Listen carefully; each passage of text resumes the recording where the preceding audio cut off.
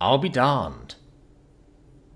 Linda moved her gaze from her breakfast prep for her 2 children, who were still in bed on the snow day, to her husband.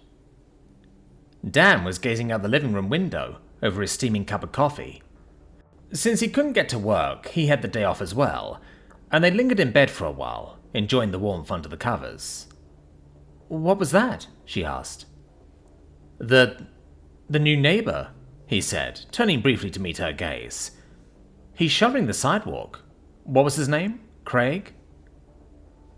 "Well, now that it's stopped and the plows came through, that seems reasonable. May as well get a head start on it, since it's going to take ages to clear it all. What was the final estimate for our part of the state?" No. Linda, come here." Her eyebrows rising in surprise, she did so. "Look, he's doing everything."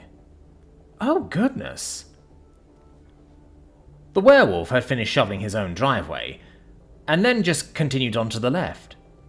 Linda saw that the Hartson's house was already completely cleared, and the man of strength was making easy work of the rest of the sidewalk in front of the Henderson's place. "Isn't that just like him?" remarked Linda. 2 days ago he was helping Paul Beauregard with the new fence." "That's how we got it done so quick," Dan exclaimed in sudden comprehension. He let out a breath. "You think he does it on purpose? Helping the reputation for, his kind, non-humans?"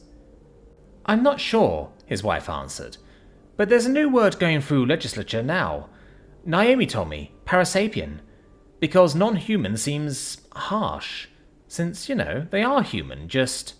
"What's the word?" Dan asked, turning to her. "Parasapien," Linda replied. "It's a play on Homo sapien. Anyone who's taken basic science classes knows it doesn't really make sense," she scoffed. "But once a word catches on, people won't let it go. And that's the one that weaved its way into the vocabulary of the activists." Dan nodded slowly. "I mean, it's not like when we were kids. It's the 80s, and a lot's changing." "I don't think he's trying to build a reputation," she said, shaking her head and heading back to the counter. "With how he acts, all he does around here, even if he's going for sainthood, it doesn't add up. I think he's just a nice fellow." "A nice werewolf, huh?" Dan asked, walking over to sit down at the table. He reached out for his newspaper and then chuckled, realizing, if it was there, it was still outside under 3 feet of snow. "Well, it's not out of the realm of possibility. There isn't an award for Neighbour of the Year anyway, so it makes the most sense. And I'll admit, my thinking's been changing a little. Carly saying a remark I made was prejudiced." "I remember." Linda looked over to him. "You mean you took it to heart?" Dan grimaced. "I just worry about people's safety, you know that. But I can't very well explain how being racist is bad and then assume our new neighbour is trouble because he's wolf. I mean, I could, and I did," he sighed. "And she called me on it. When did our kids get to be so smart?" "Our own fault, sending them to school. We should just sit them in front of the boob tube all day," she said with a grin. Dan chuckled. Craig's reputation solidified over the next few months, since he was a chatterbox, enjoying long walks and stopping to talk to folks while they were outside. Linda learned that he worked as an electrician, which isn't surprising, considering he bought a house that had needed some work. He was often seen outside, reading a book on the porch, no matter how cold it was. And once spring rolled around, he'd started some gardening work as well. When one neighbour came out to a flat tyre, Craig had promptly come outside to help exchange it with the spare. When another was sick with the flu, Craig had cooked up some homemade chicken noodle soup for them. He was often there just to hold a ladder or carry groceries, and Linda heard he'd even talked about going hunting with Paul.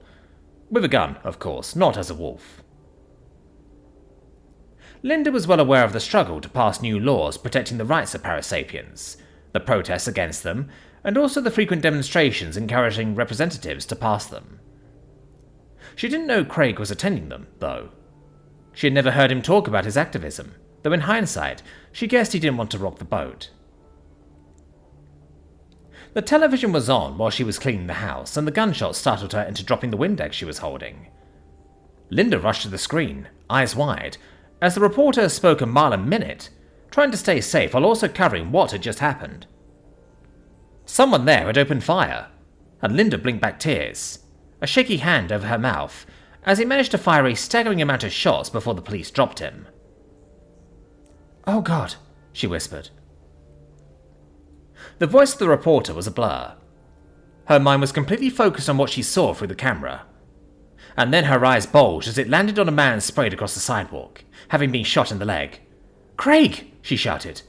"Oh my God. Oh my God." But the camera was then moving again, getting more footage of others. Many were injured. Linda wobbled over to the couch and fell into it, just staring. She sat there for the next hour, hoping to hear word that Craig was alright, but no names were released. It was announced that someone had been killed, which meant the shooter had been using bullets with silver in them, Linda knew. When the front door opened, she took in a sharp breath and turned off the television. Glad she hadn't still been crying and her eyes were no longer red, Linda took a deep breath and put on a smile as her kids came in from school. "Hey, Mum," spoke Kevin. "Hi, you two. How was your day?" "Fine," the two replied in unison. Kevin drifted into the kitchen for a snack, but Carly stopped, looking at her mother. "You okay?" she asked. "Yes, there was a protest," Linda said slowly. "You'll hear about it, I'm sure. Someone opened fire." Carly's mouth opened in shock and her face crumpled in despair. "What happened? Was anyone hurt?" Linda couldn't bring herself to mention Craig. Yes, they were, honey." Carly's gaze drifted away, and her gaze grew tired. Wordlessly, she turned and walked over to the stairs, heading up to her room. Once she'd gone, Linda took a few steps to her left, leaning back against the wall. Kevin gave her a brief wave as he passed her with a Pop-Tart in his hand, and headed up to his room. After a few minutes, she walked outside and sat on one of their porch chairs, looking across the street and down two houses to Craig's empty driveway. Feeling spent, she just sat there, waiting for her husband to come home. Astoundingly, it was less than 2 hours later that Craig pulled in and parked. Linda was up and out of her seat, rushing down the sidewalk and across the street as he got out of his car. She noticed him favouring one leg, and saw the blood soak down his jeans. "Craig!" she shouted. He looked up as she approached, shutting his car door, and gave her a shaky smile. I'm sorry, Linda. I really can't." "I saw you on TV," she blurted out, taking him gently by the shoulders. "What are you doing here? You should be in the hospital. You got shot." "I can't go to a hospital, Linda," Craig told her gently. Linda froze and then slumped in sudden realization. She'd known that. Werewolves couldn't be admitted to hospitals for any reason, because of contamination possibilities. Although they would literally have to bite someone, which made the law a bit unreasonable. "Right," she whispered. Linda shook her head. "Okay, let's get you inside." No, I'm fine," he assured her. "You got shot. You're not fine," Linda snapped at him, hearing the same firm tone in her voice she used with her children. Craig nodded. "But I will be, you know that. There were medics on site, wolves who know what they're doing, and they got the bullet out, patched me up. I'll heal quickly. I already am," he said. "It could have been worse. This bullet could have hit a sapien." Linda swallowed hard. The second sentence had thrown her. She thought he was going to say, "I could be dead," but no. He knew the people who'd been there who weren't werewolves couldn't heal like he could. Even as the image flashed in her mind of him clutching his leg and screaming in agony on the sidewalk, the silver burning him from the inside. Blinking back tears, she nodded jerkily.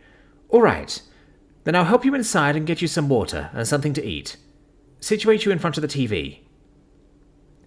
Craig looked surprised, but he nodded. "All right, but I need protein. I was going to sear a few steaks." "Nonsense. You'll sit down, and I'll get them cooked for you," she told him. "Like Jessie said at the barbecue you came to last month. Rare and bloody, right?" Slowly smiling, Craig nodded again. "Right," he said quietly. Linda went over to his left side and slid his arm around her shoulder, letting him lean on her as they gradually made their way toward the door.